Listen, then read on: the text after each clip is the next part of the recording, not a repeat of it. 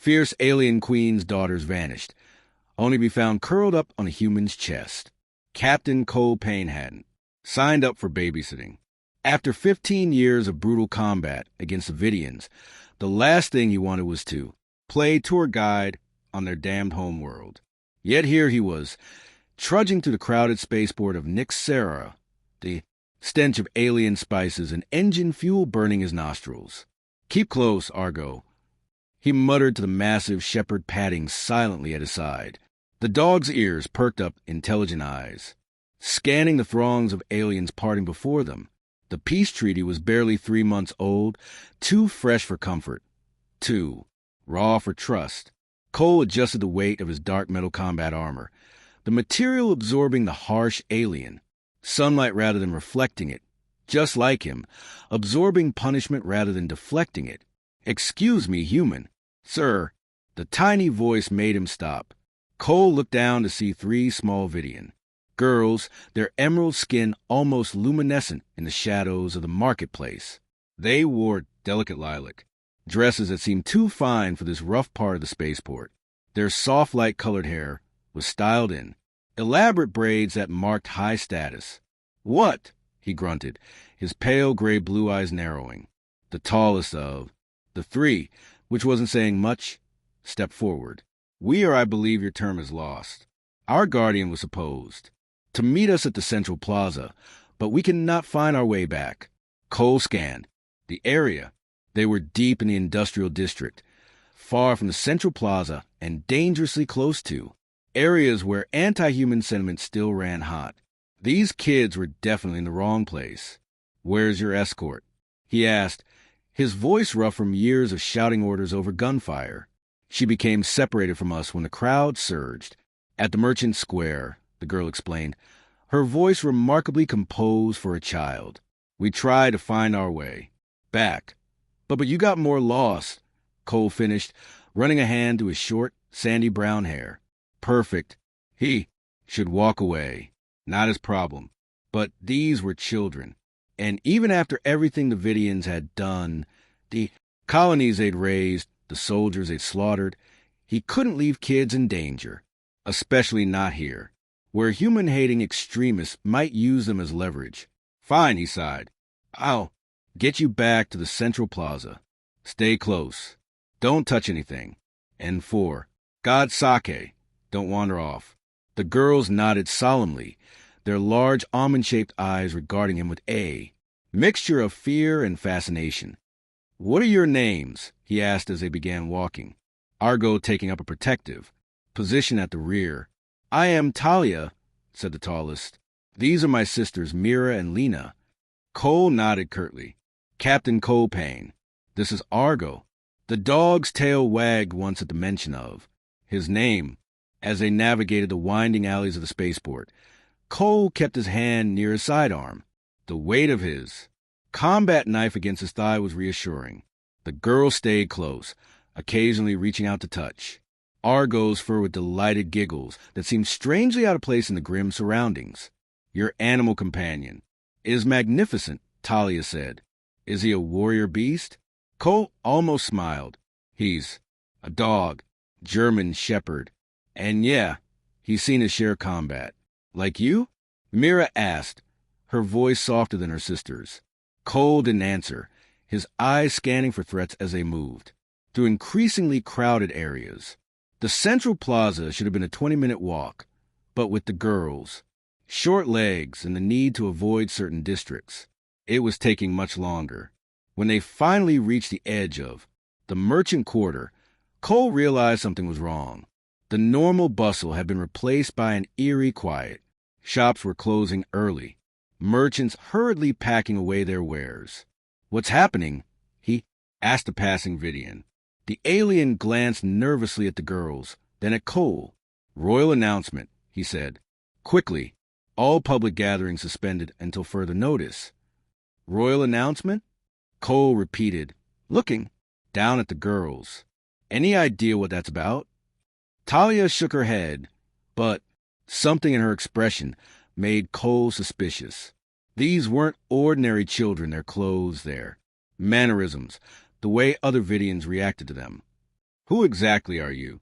Waiting for at the plaza? He asked, his voice hardening. Before Talia could answer, a commotion erupted from the direction they'd been heading. The thundering sound of armored boots echoed through the streets, accompanied by barked orders in the harsh Vidian language. Royal Guard. Talia whispered, suddenly looking frightened. Please, we cannot be found here.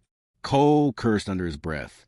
Whatever trouble these kids were in, he was now firmly in it with them.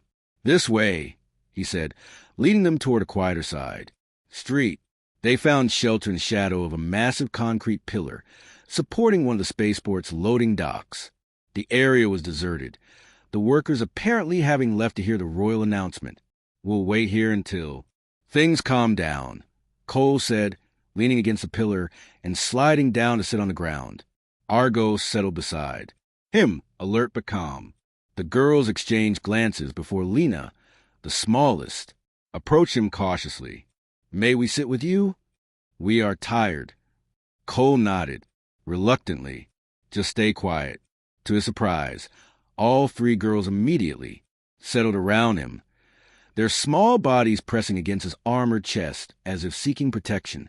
Talia positioned herself on his left side while Mira and Lena curled up on his right, their heads resting against his shoulder.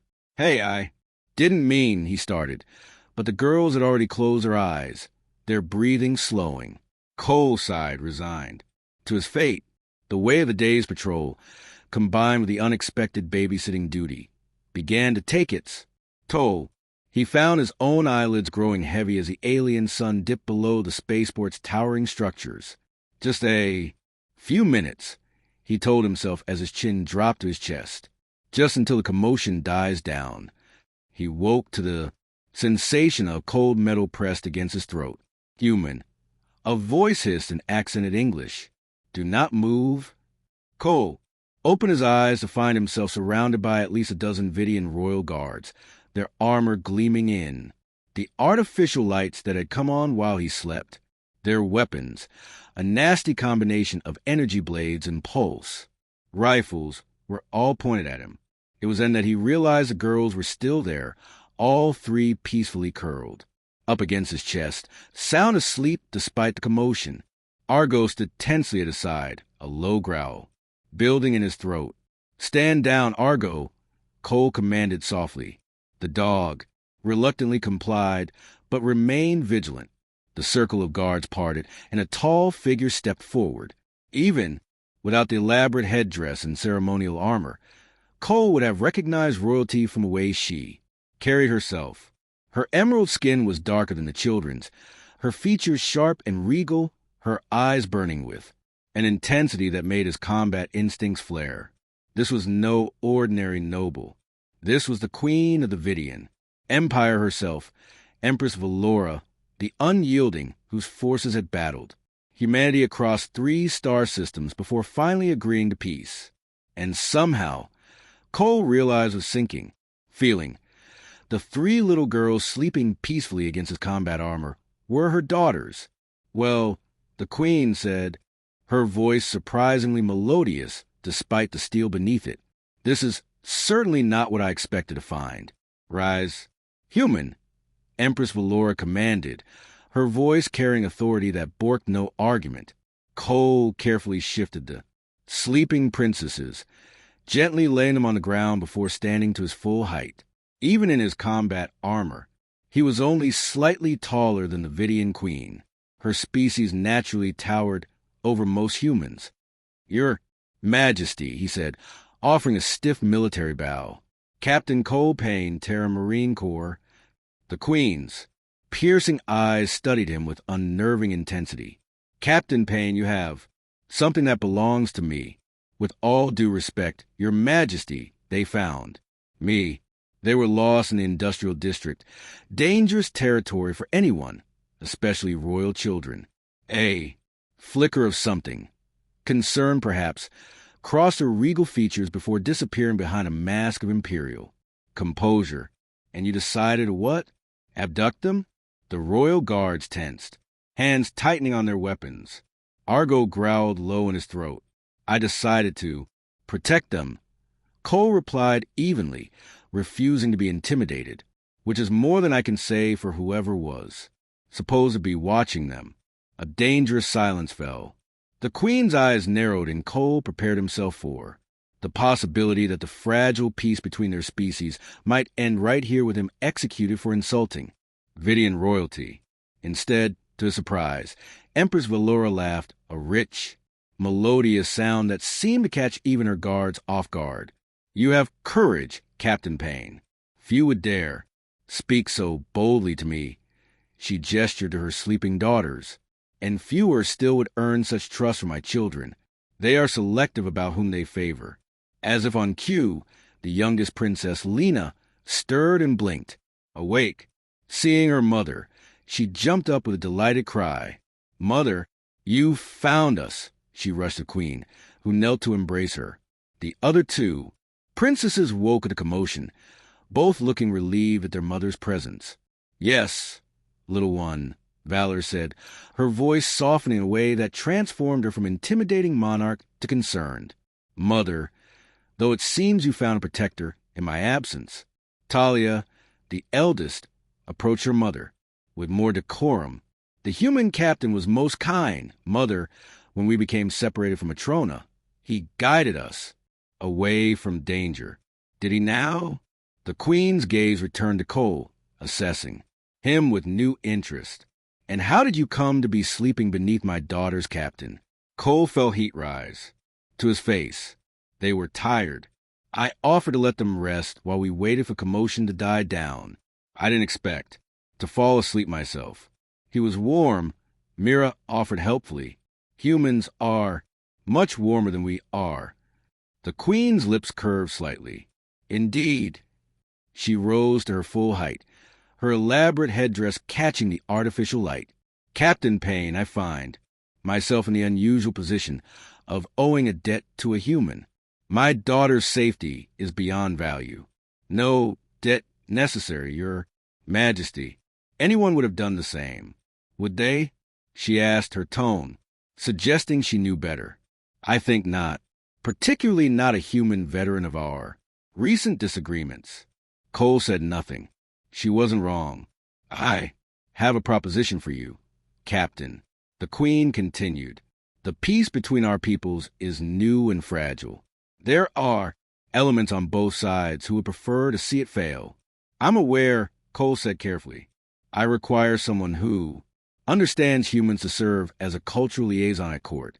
Someone who can help me navigate the complexities of your species as we forge stronger diplomatic ties." Cole blinked in surprise. "With respect, Your Majesty, I'm a soldier, not a diplomat." "Precisely," Valora said, her eyes gleaming. "I have diplomats of plenty. What I need is someone who understands how human warriors think, someone who can speak plainly rather than in diplomatic circles." She stepped closer, and Cole caught the subtle scent of something like jasmine, but with an alien undertone. Besides, she added, her voice dropping slightly, "My daughters seem to have taken a liking to you. They have excellent instincts about character." Cole glanced at the three princesses who were watching him with hopeful expressions. Even Argo seemed to be giving him a look that said, "Well, this isn't a request I make lightly," Captain Valora said, "nor is it one you can refuse without diplomatic consequences." And there it was, the steel beneath the velvet. This wasn't really a request at all. "How long?" Cole asked, resigned to his fate. "Initially 1 lunar cycle," the Queen replied, "after which we can reassess the arrangement." Cole considered his options, which were effectively none. Besides, his current assignment as a peacekeeping observer was little more than a formality, a way to keep veteran soldiers occupied while the politicians sorted out the details of the treaty. "I'll need to inform my commanding officer," he said finally. "Already taken care of," Valora said, with a slight smile. "Your Colonel Harris seemed quite eager to loan you to the Vidian court. Something about fostering goodwill and an unprecedented opportunity.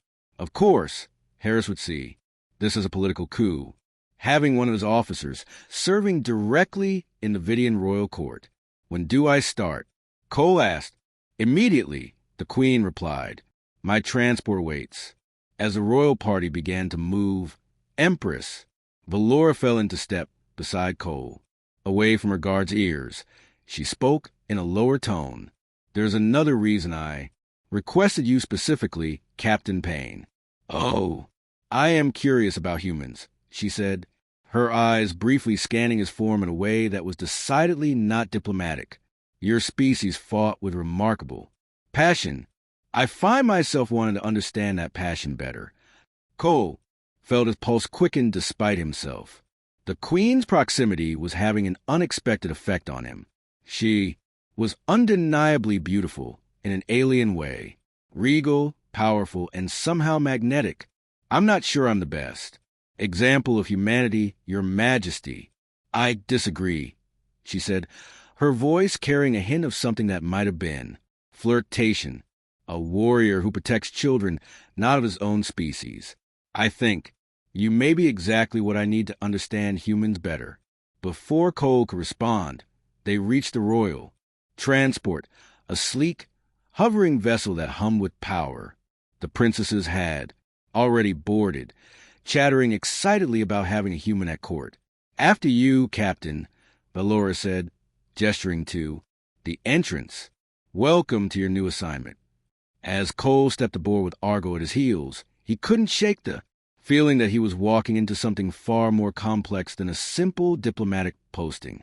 The way the Queen had looked at him, there was more than political interest there, and despite his better judgment, he found himself intrigued by the possibility. A week into Cole's new diplomatic assignment, and he was already questioning his sanity.